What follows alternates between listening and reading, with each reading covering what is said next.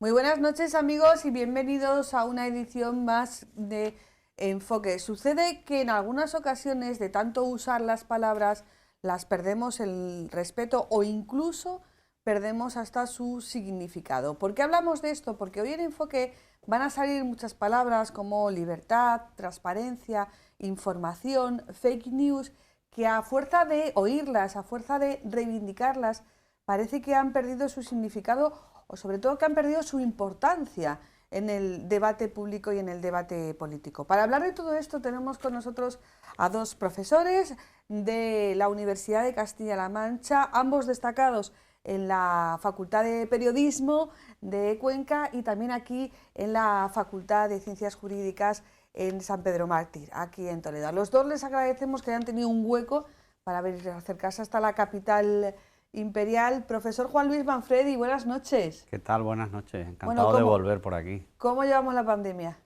Bueno, como se puede, ¿no? Yo creo que lo más complicado de esto es aceptar que este es el nuevo estándar y que tenemos que vivir con mascarilla, que tenemos unos horarios limitados. Bueno, cuanto antes asumamos que esta es la nueva normalidad, como decía, ¿no? Hablando de palabras manoseadas, pues casi mejor. Y que lo que hemos vivido no volverá. De eso es de lo único que estoy convencido. Es decir, yo pienso en mi alrededor y hablo con mis compañeros o profesionales, no, a ver si esto acaba y volvemos, ¿no? Yo creo que hay muchas cosas que no van a cambiar porque hemos descubierto ventajas muy concretas, ¿no? Una de ellas en el teletrabajo, otra en la reducción de las reuniones y de los encuentros presenciales, otra puede ser el consumo digital de televisión, de medios, de prensa. Otro puede ser la reorganización de algunas rutinas familiares, ¿no? De dónde vamos, qué dejamos de hacer, incluso los propios viajes o el turismo, ¿no? En esas áreas de trabajo yo estoy convencido de que no vamos a volver al estándar anterior, sino que nos intentaremos, aquí está el truco, quedarnos con lo mejor, ¿no? Porque ni el teletrabajo es perfecto, tampoco es perfecto la docencia online en la parte que nos toca a nosotros, pero sí puede resolver algunas limitaciones o algunos problemas de poblaciones vulnerables. Es decir, hay ventajas que yo creo que deberíamos de aprovechar. Otra cosa es que sepamos hacerlo o que seamos capaces. Sí, la verdad es que, por ejemplo, nosotros como medio de comunicación hemos descubierto ventajas tecnológicas que nos facilitan mucho las cosas y que yo creo que sí que han venido para quedarse. No es el caso de hoy, tenemos aquí a los dos invitados de forma presencial, pero hemos hecho enfoques con invitados a través de Zoom, que de otra manera sería imposible que estuvieran aquí, pues no sé, gente que puede venir desde Huelva o gente que está en Berlín, Sydney, Roma o Florencia. Hay cosas que sí que han venido para quedarse y hay otras que bueno, las tenemos que usar coyunturalmente. Profesor Carlos González Villa, profesor también de Relaciones Internacionales, buenas noches. Buenas noches, Ana, ¿qué tal? Bueno, aquí medio engañado entre Juan Luis y yo te hemos traído, porque bueno, eres muy joven, te has incorporado hace poco a este ámbito de la docencia universitaria, especializado en relaciones internacionales, ¿no? Así es. Algo de lo que se ha hablado muchísimo y digo, yo creo que cada vez, probablemente por la pandemia, cada vez tenemos más claro lo que significan las relaciones internacionales, ¿no? Que no solamente política internacional y política económica, ¿verdad? Está claro, vivimos en un mundo cada vez más interdependiente, también es una expresión muy manida que sí, en las últimas décadas a lo mejor había perdido su significado, pero ahora lo estamos viendo con toda su crudeza. Se hablaba mucho del cambio climático y las consecuencias que empezarían a llegar próximamente, pero ahora nos ha golpeado en la cara con el tema de la pandemia. Se hace cierta la expresión de la teoría del caos de que el aleteo de una mariposa en China se puede sentir con mucha fuerza al otro lado del mundo. Madre mía, China, la mariposa, vamos a dejarlo ahí. Bueno, podríamos hablar de muchas cosas con estos dos profesores que tenemos aquí, pero yo creo que vamos a intentar, tenemos aquí un pequeño guión, a ver si conseguimos cumplirlo. Vamos a intentar empezar por lo lejano geográficamente, aunque cercano a nuestro momento social, político y económico, y luego ir centrando el objetivo en lo que más nos afecta como país. ¿Qué ha pasado en Estados Unidos? ¿Era previsible, profesor Manfredi? Mira, un comentario a lo que señalabas, ¿no? Hace el siglo pasado un historiador muy conocido, que era Ferdinand Braudel, decía: el Mediterráneo mide 40 días, ¿no? La medición no era geográfica, sino temporal. Y un poco en línea de lo que tú señalabas, en realidad las relaciones internacionales, la geografía ha desaparecido. ¿En qué sentido?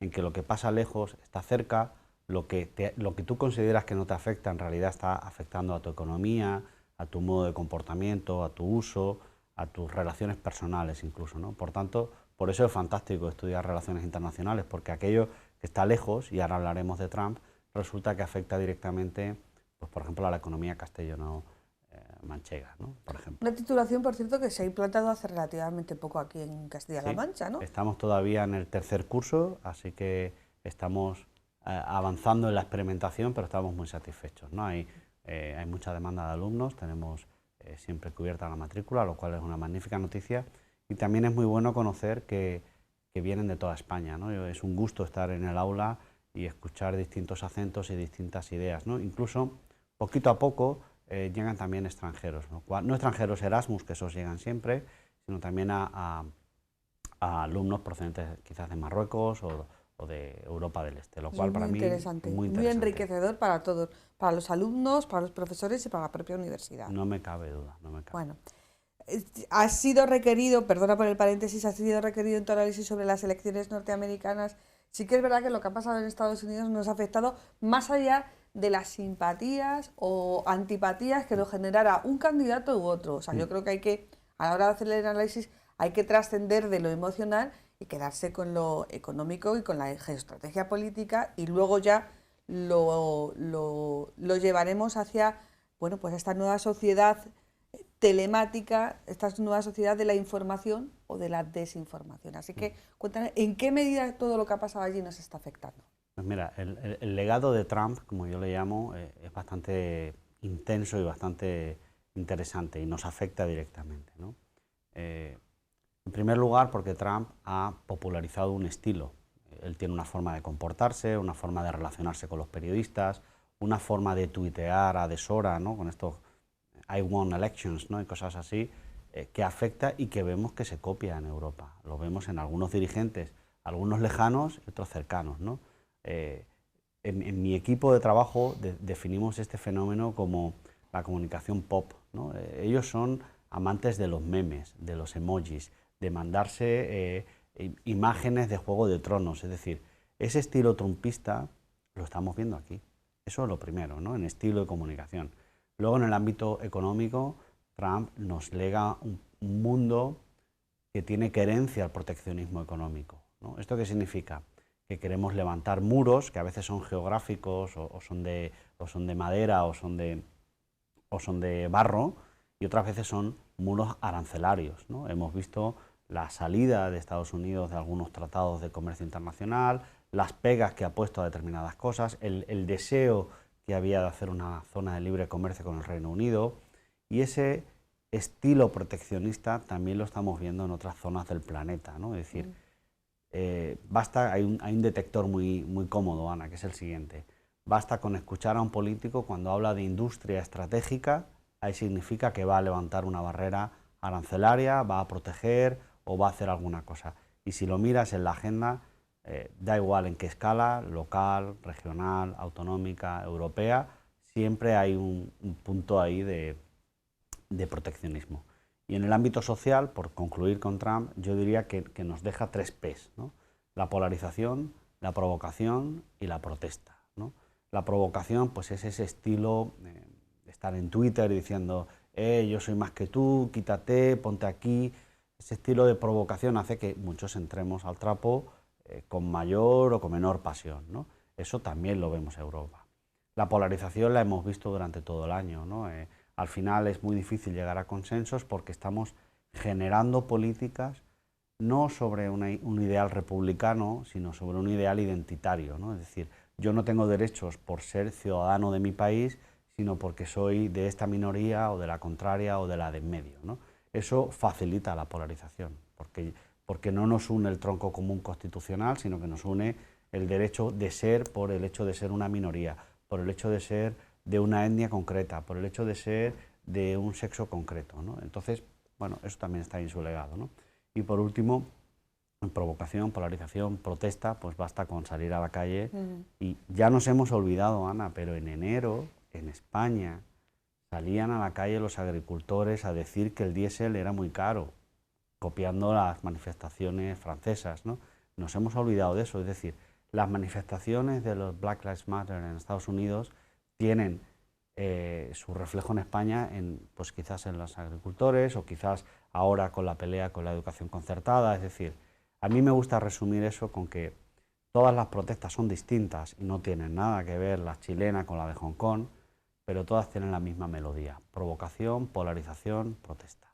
Y esa herencia de Trump, yo creo que no todo el mundo quiere reconocerla, ¿no? Porque en muchos de esos comportamientos que tú definías los vemos en el Congreso de los Diputados. Bueno, hace 4 días con lo que señalabas de la negociación, bueno, de la aprobación de la ley de educación, pero no todo el mundo reconoce abiertamente que se siente heredero de Trump, o que, si no heredero, toma sus técnicas de comunicación y de estar en la cosa pública, profesor.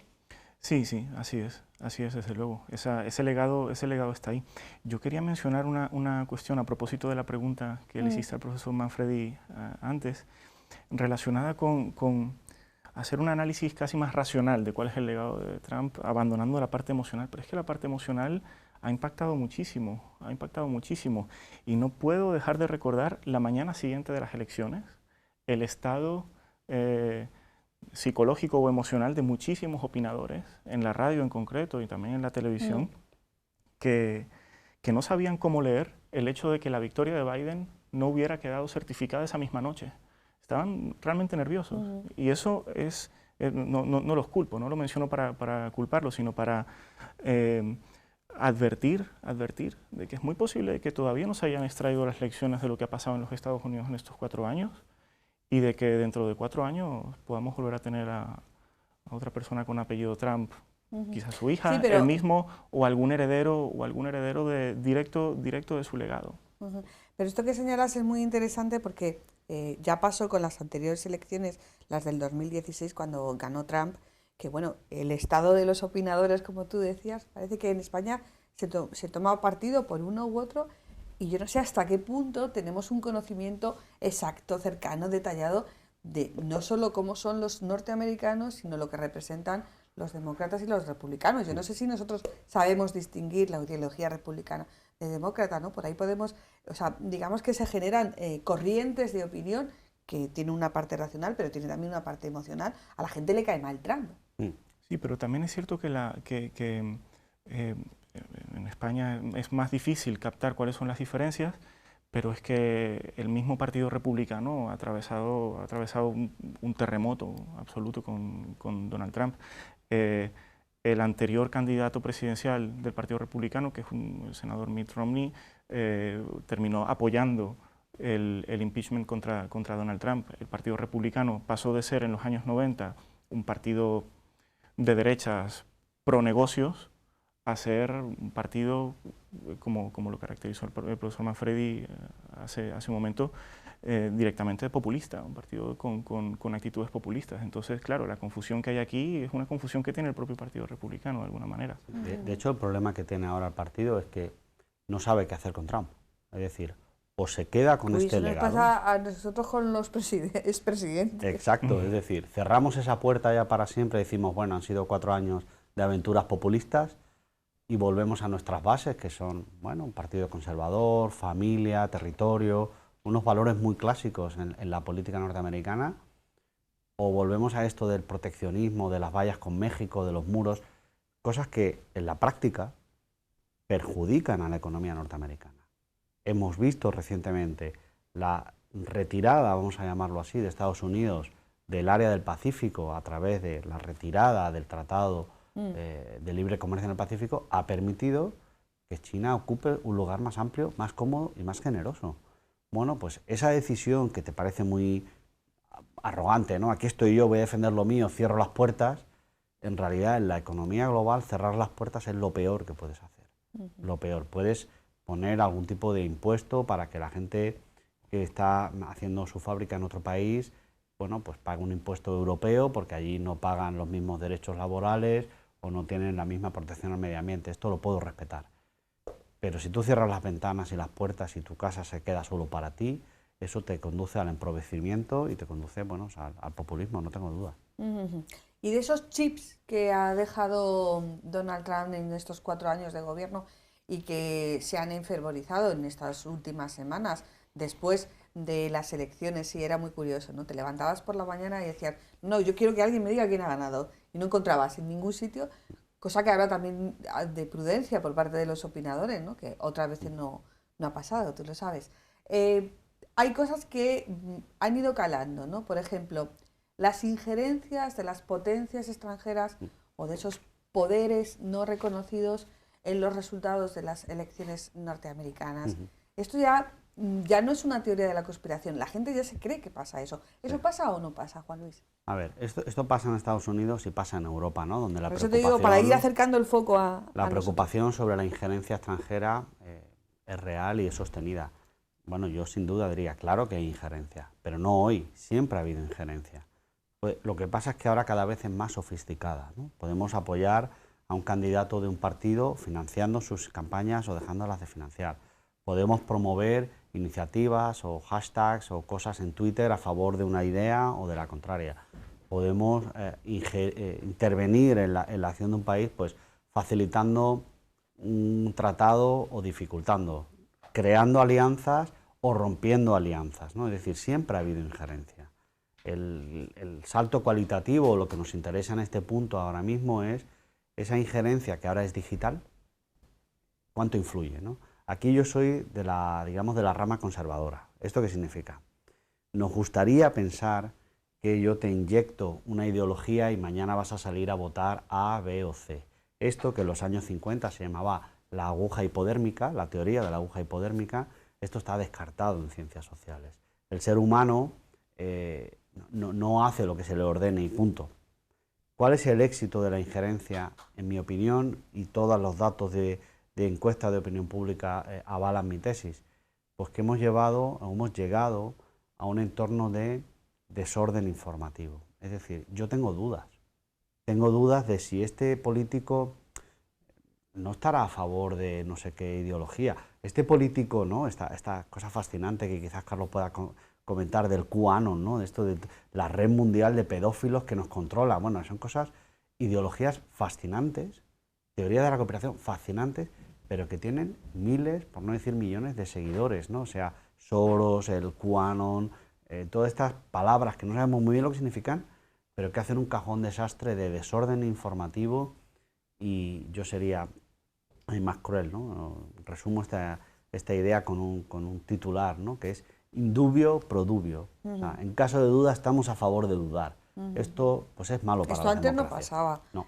Carlos, ¿cómo ha conseguido que todas estas teorías, que al principio podíamos entender que eran teorías de gente un poquito chiflada y tal, tengan esa cantidad de seguidores y sobre todo vayan tomando trazas de verosimilitud o de posibilidad real de que realmente existan? Yo creo que tiene que ver con el hecho de que Internet hace tiempo que dejó de ser simplemente un nuevo medio para que la gente se informara o para que entrara en contacto, ¿no? Internet es una fuerza motriz dentro de una nueva forma de informarse y por lo tanto una nueva forma de construir ideas. Y con el tema de QAnon, por ejemplo, se puede ver muy bien el modo en que funciona lo que se conoce como el filtro burbuja, ¿no? Esta idea de que, por poner un ejemplo para ilustrarlo bien en nuestras cabezas, si aquí cualquiera de nosotros tres introduce las palabras «cómo hacer» en Google, a los tres nos aparecerán resultados diferentes. A lo mejor a mí me aparecerá cómo hacer una captura de pantalla, porque constantemente estoy haciendo capturas para hacer mis diapositivas en clase, pero a lo mejor a ti, Ana, te aparece cómo hacer alguna cuestión que hayas estado buscando antes en Internet.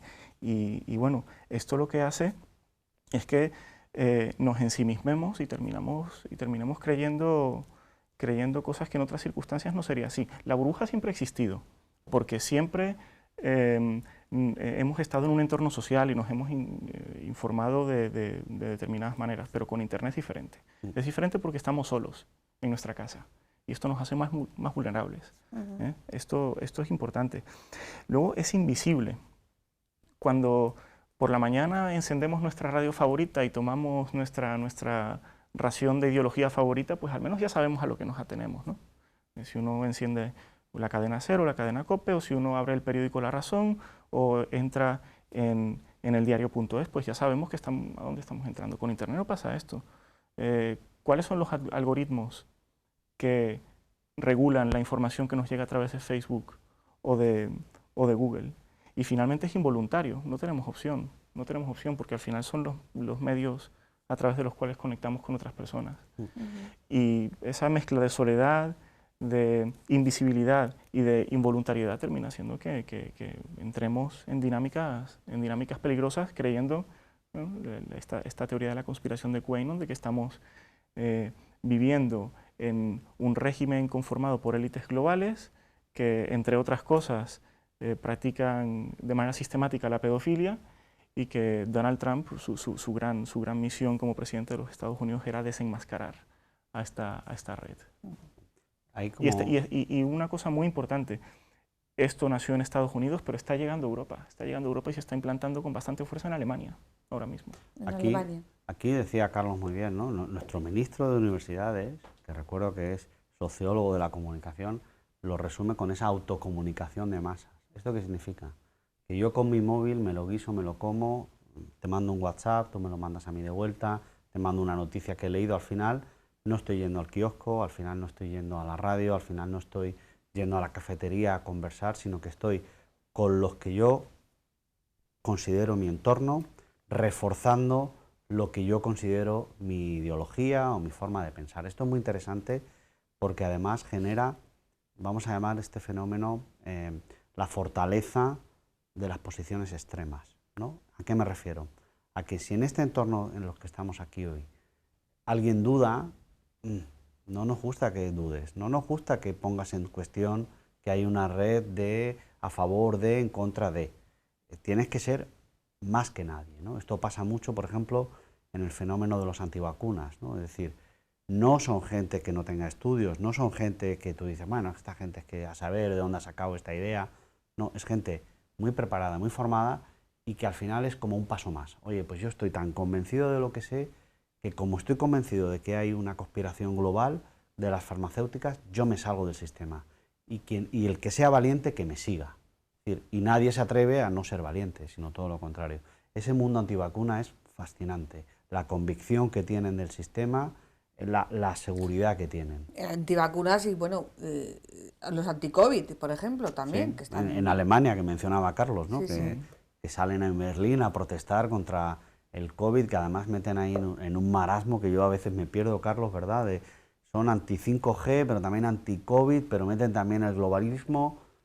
¡Wow! O sea, han qué llegado a fascinante. ocupar posiciones en el gobierno, en la primera fase Claro, del... eso es lo que iba, perdona que te interrumpa, porque claro, hay una visión de toda esta gente que es una visión anecdótica. Ah, mira, los exóticos, los anecdóticos, pero yo creo que ya no los tenemos que considerar ni anecdóticos ni exóticos. O sea, no por la cantidad, sino porque, como bien decía Juan Luis, por la calidad, ¿no? Hay consecuencias prácticas en todos estos movimientos. Uno es que en ocasiones te encuentras con que llegan al gobierno. En el primer gobierno de Conte, en Italia, en la coalición de la Lega con el movimiento Cinque Stelle, había una ministra claramente antivacunas, directamente. No sería de sanidad.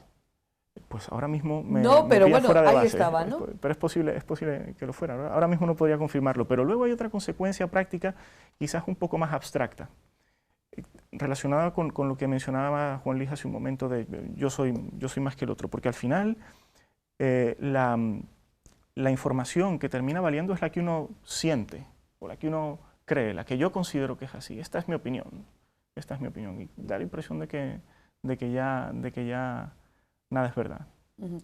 Todo esto viene hilado, y yo creo que nos lleva al punto central de una de las preocupaciones que debemos de tener y debemos de exteriorizar, es que si la situación es tal y como está, esas injerencias, esas teorías de la conspiración, esas fuerzas que convencen cada vez a más personas cualitativamente y cuantitativamente, es necesario ponerles coto.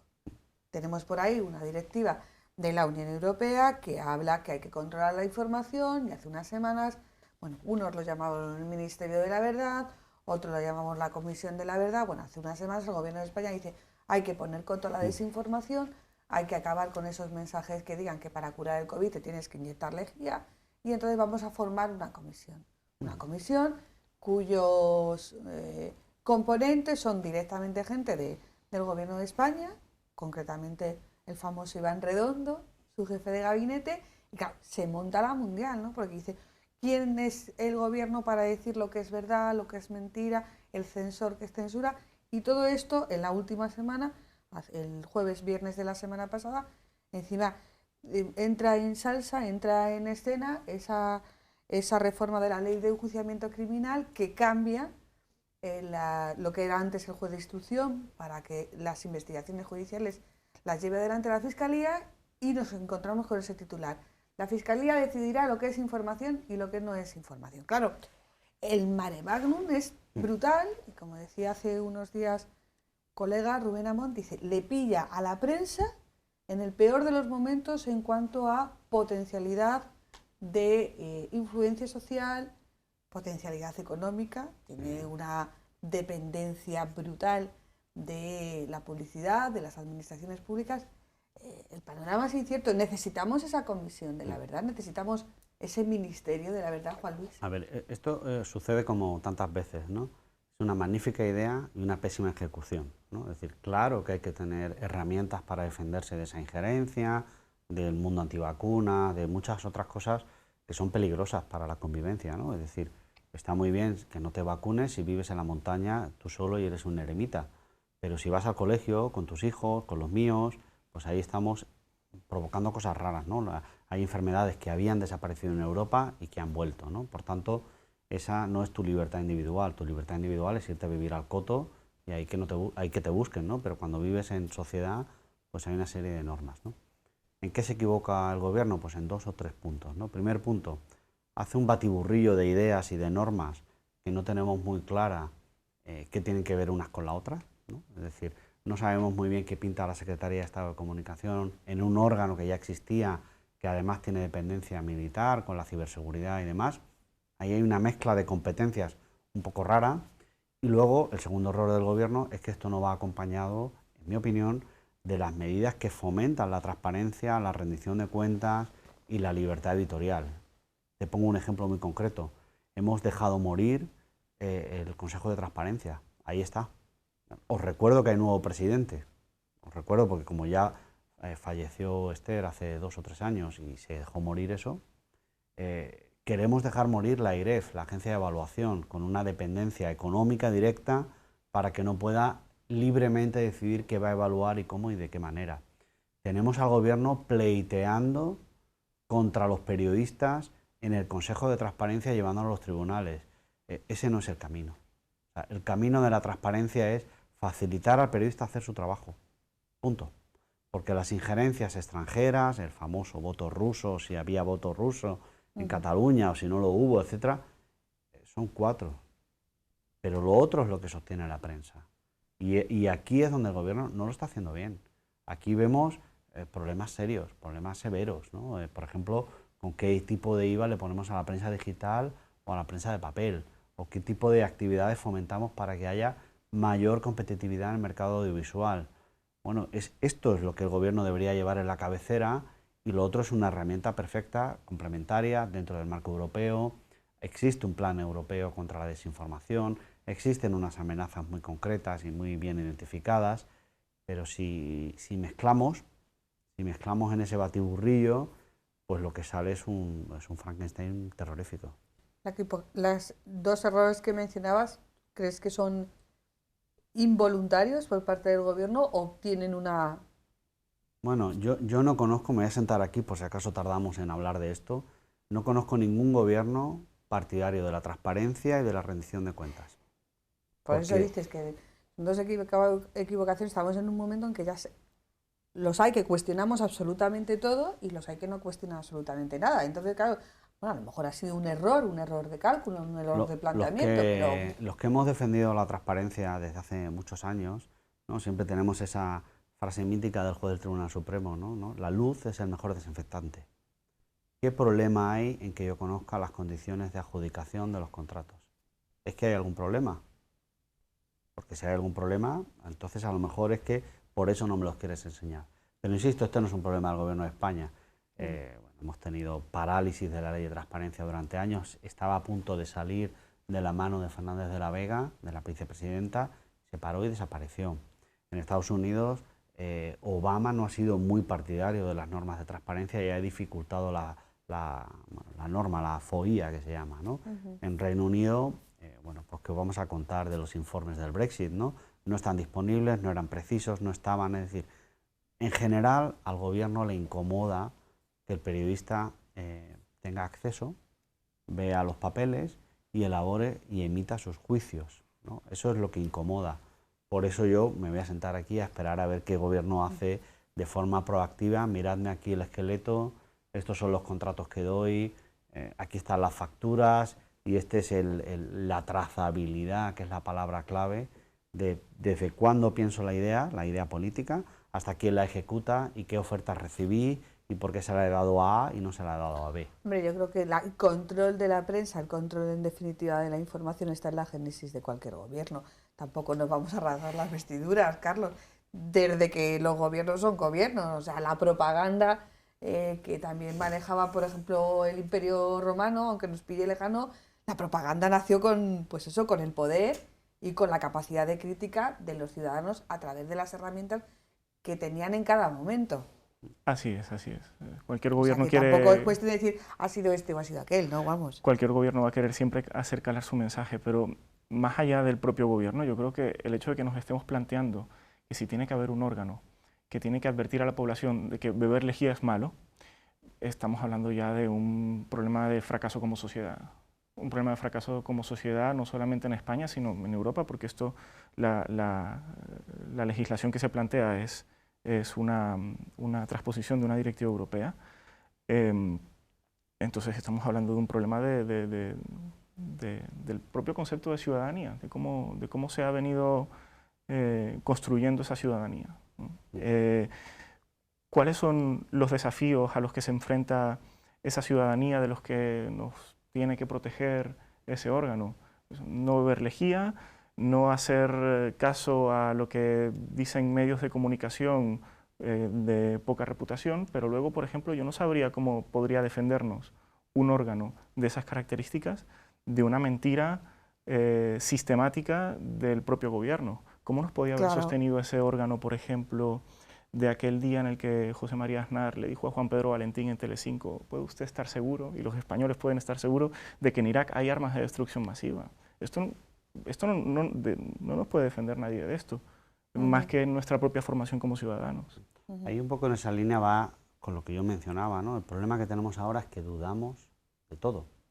Hay desinformación porque lo que hay es falta de confianza en las instituciones.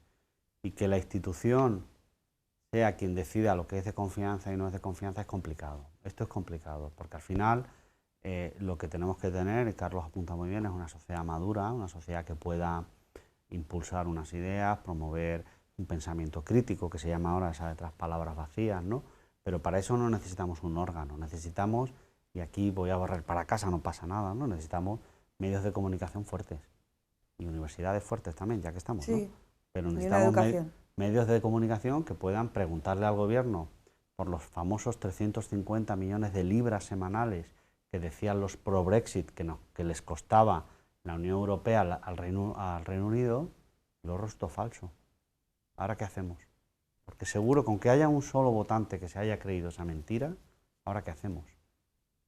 En general, el gran problema social que vivimos es más de desconfianza, de no fiarte mucho de lo que está pasando en las instituciones, y eso alimenta un monstruo que luego es muy difícil de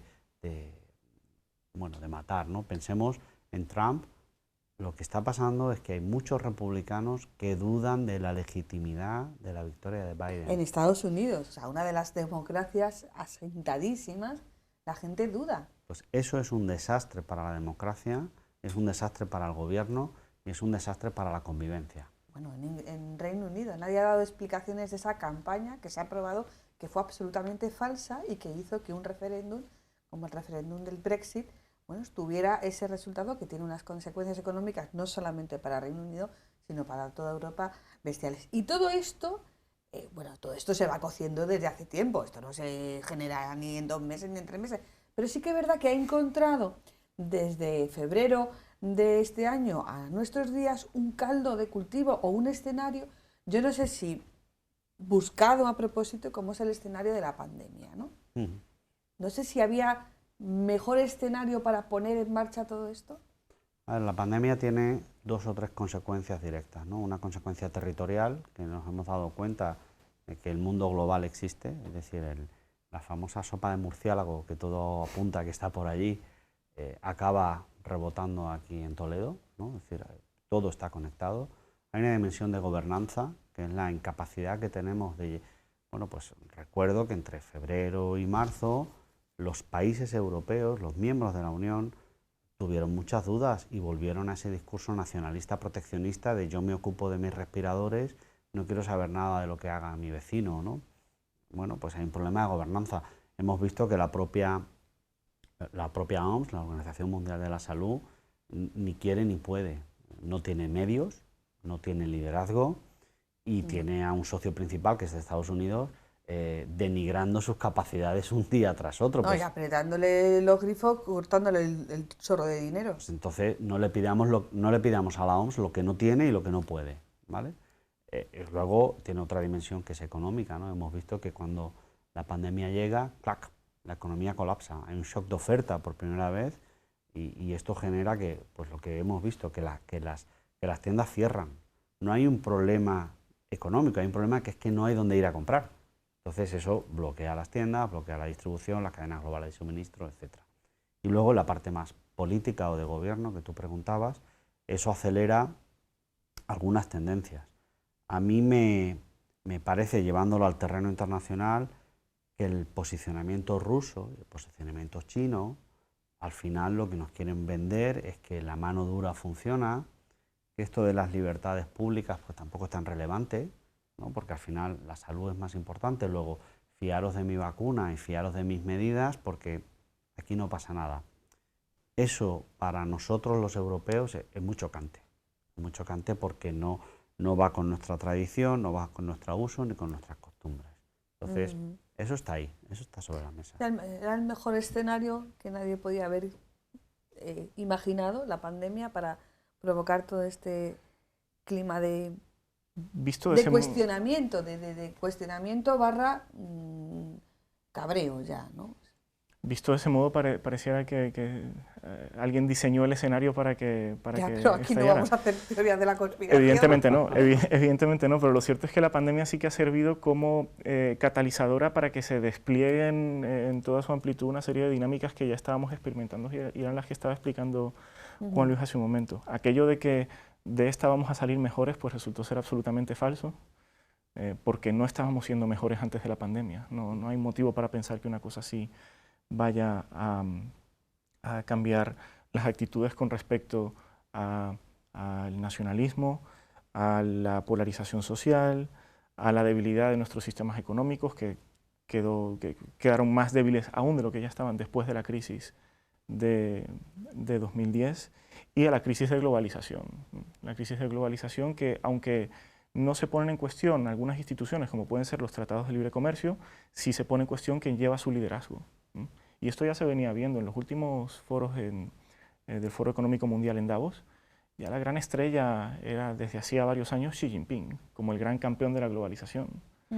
Y esto también lo ha catalizado la pandemia. Bueno, decías antes que, claro, la incapacidad o la imposibilidad por parte de los medios de comunicación para contrastar, para preguntar, para acceder, bueno, eso pasa con los grandes medios que están en Moncloa, o a través de una pantalla de Zoom se hacen presentes en Moncloa, pero bueno, nos pasa también a los medios pequeños, porque claro, la pandemia también nos ha traído pues algo que se venía constatando, pero que ya ha tomado cuerpo y forma, que es la imposibilidad en muchas ocasiones de plantear preguntas, de plantear repreguntas, esas declaraciones de prensa que se eternizan, que empiezan y terminan donde el periodista no tiene nada que decir, porque no se le deja decir.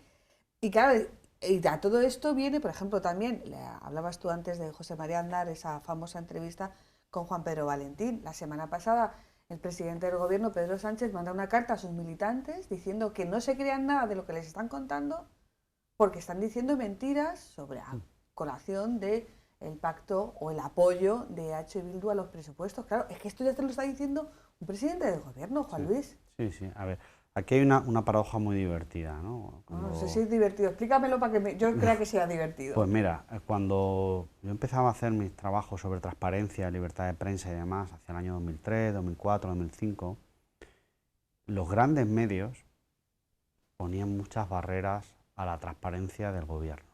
¿Por qué? Porque al final se sentían cómodos en una relación personal o directa con el ministro, con el presidente del gobierno, o como lo quieras decir. Cuando no había medios digitales, Claro. cuando eran 4. Cuando eran 4 no eran muy partidarios. O sea, yo he encontrado... Cuando tenían una tarta de publicidad que se podía. repartía entre pocos. Cuando ahora han descubierto que esa tarta se rompe, y que hay muchos actores, y que ahora el gobierno pues, puede mandar una carta, volvemos al trumpismo, ¿no? Me comunico por Twitter y no tengo que dar entrevistas. Y no tengo por qué aguantar que un periodista me haga preguntas. O me monto un canal en YouTube, ¿no? O hago lo que me va pareciendo oportuno, ¿no? ¿Cómo se llama? Las mañanitas, creo que se llama, lo que hace López Obrador en México, ¿no? Que se conecta a YouTube a las 6 de la mañana, buenos días, ¿cómo estás? Tomándome un café, ¿qué tal? ¿Cómo va el día? Etcétera. Claro, eso deja al periodista totalmente descolocado, ¿no? ¿Por qué digo que es divertido? Porque ahora es cuando los medios descubren que ese monstruo que crearon de permitir al político decidir hacer o no recibir o no recibir preguntas, hacer dejación de funciones, ahora va a ser muy difícil, ahora va a ser muy difícil. Como yo lo veo, Ana, tenemos que plantarnos en algún momento y de alguna forma ante determinados comportamientos. Es decir, hay que ir a las ruedas de prensa a escuchar al periodista y hay que escuchar las preguntas del periodista y hay que contestarlas. Porque para eso hacemos las ruedas de prensa, para estar en conexión con la sociedad a través del mecanismo que nos hemos dado, que son los periodistas, que son la tuerca, ¿no? Que conecta al político con la sociedad. Si eso lo ninguneamos porque nos saltamos a Twitter o a YouTube o como sea, pues claro, nos deja en muy mal lugar. A mí me preocupa el ninguneo de la prensa porque es la libertad de prensa no es lo más importante, ¿vale? Pero es como la fiebre, es un magnífico indicador del estado de las libertades de un país. Cuando los periodistas no pueden salir a la calle, cuando no hacen bien sus preguntas, cuando se les censura de forma soft, ¿no? Denegando acceso a la publicidad institucional o cortando el papel, o hay muchas técnicas así más soft que otras, ¿no? Pues esas medidas suelen anticipar otros comportamientos peores en los gobiernos. Sí, pero es curioso y estamos terminando y es una pena porque estas cosas siempre pasan. En el momento en que estamos ahí en el debate, en el diálogo, es curioso que luego si te coges las encuestas del CIS, los políticos y los periodistas estamos ahí, no sabemos cuál de los dos estamos peor valorados, ¿no?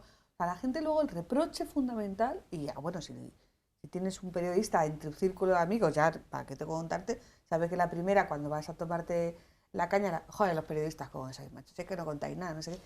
El reproche fundamental primero es al periodista. Carlos. Sí, es interesante, es interesante. Estaba pensando en lo que habías comentado antes, de cuando había pocos medios de comunicación, había una relación entre los políticos y los periodistas más estrecha. Sí, pero ahí está, hay una parte de ego, ¿no? Del periodista que se siente importante porque el ministro levanta el teléfono y le llama a él, ¿no? Me pregunto si no sigue existiendo a pesar de que el panorama mediático se ha abierto más con más medios de comunicación digitales y con más canales de televisión. ¿No siguen existiendo las mismas dinámicas? Me da miedo no hacer una pregunta, me da miedo hacer una pregunta incómoda o enviar a un periodista un poco más incómodo, no vaya a hacer que el día de mañana no vaya a tener acceso a determinada información o directamente no vaya a poder tomarme esas cañas contigo, ¿no? Sí. Esto me pregunto si no sigue existiendo a pesar de que el panorama mediático se ha abierto. No, y sobre todo porque tenemos que establecer una diferencia clara. Una cosa son los grandes directores, los grandes opinadores, los grandes columnistas, y otra cosa es el currito, que tiene unas condiciones laborales absolutamente precarias. Por eso decía antes que esto le pilla a la prensa en uno de sus peores momentos, donde está más asfixiada económicamente y donde nadie da un duro por la prensa.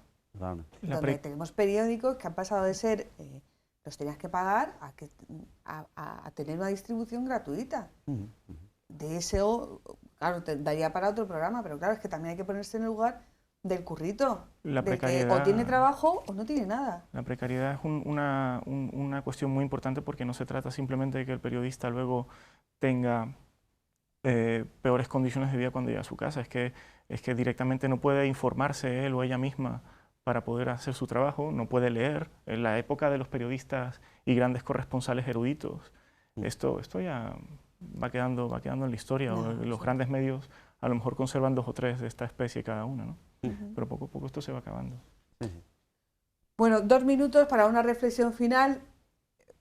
Os van a ver vuestros alumnos, no quiero yo que abandonen este bello oficio en el que unas veces lo sufrimos, otras veces lo padecemos y otras veces también porque no lo disfrutamos. Por ejemplo, yo creo que esta noche es un buen ejemplo de cómo se puede disfrutar haciendo periodismo y hablando de periodismo. Pero bueno, ¿cuál es la conclusión final? Vamos a empezar por ti, Carlos.